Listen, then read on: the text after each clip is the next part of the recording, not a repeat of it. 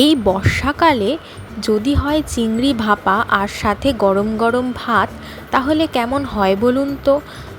তাই আজকে বানিয়ে ফেলছি চিংড়ি ভাপা। রেসিপিটি জানতে হলে ভিডিওটি স্কিপ না করে সম্পূর্ণ দেখুন।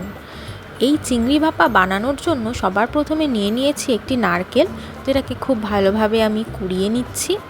দেখুন নারকেলটা কুড়ানো হয়ে গেছে। আর চিংড়ি ভাপা বানানোর জন্য তো চিংড়ি মাছ অবশ্যই করে লাগবে, তাই আমি নিয়ে নিয়েছিলাম 250 গ্রাম মতো চিংড়ি মাছ এখানে। আর চিংড়ি মাছটা খুব ভালোভাবে ধুয়ে বেছে নিয়েছি। আর একটি মিক্সিং গ্রাইন্ডারের মধ্যে কালো সর্ষে, গোটা জিরে আর 4-5টা কাঁচা লঙ্কা নিয়ে একটি পেস্ট আমি তৈরি করে নেব। দেখুন পেস্টটি তৈরি হয়ে গেছে।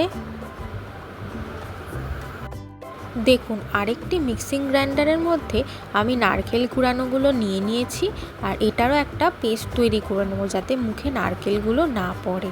আর আরেকটি টিফিন বক্সের মধ্যে আমি ওই চিংড়ি মাছগুলো দিয়ে তার মধ্যে হলুদ গুঁড়ো, নুন, সামান্য একটুখানি চিনি আর ওই বেটে রাখা মশলার পেস্টটা দিয়ে আর ওপর থেকে নারকেল কুড়ানোগুলো দিয়ে আর সর্ষের তেল দিয়ে, একটু পরিমাণ মতো সর্ষের তেল দেবেন, দিয়ে খুব ভালোভাবে এটাকে মেখে নিচ্ছি।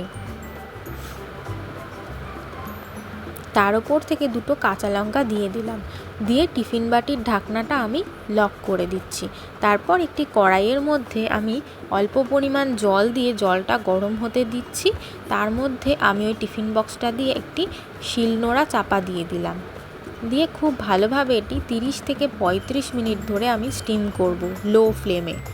তারপর দেখুন টিফিন বক্সের বাটিটা খুলে দেখছি তৈরি হয়ে গেছে চিংড়ি ভাপা। এই রেসিপিটি আপনারা গরম ভাতের সাথে পরিবেশন করুন, আশা করছি আপনাদেরও খুব ভালো লাগবে।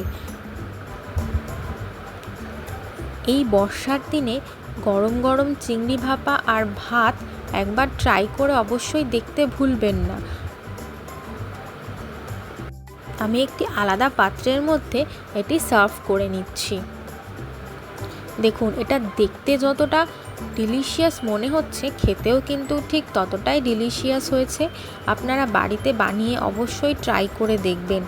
আর রেসিপিটি যদি আপনাদের ভালো লেগে থাকে তাহলে অবশ্যই চ্যানেলটি সাবস্ক্রাইব করে দেবেন এবং লাইক এবং কমেন্ট করতে ভুলবেন না।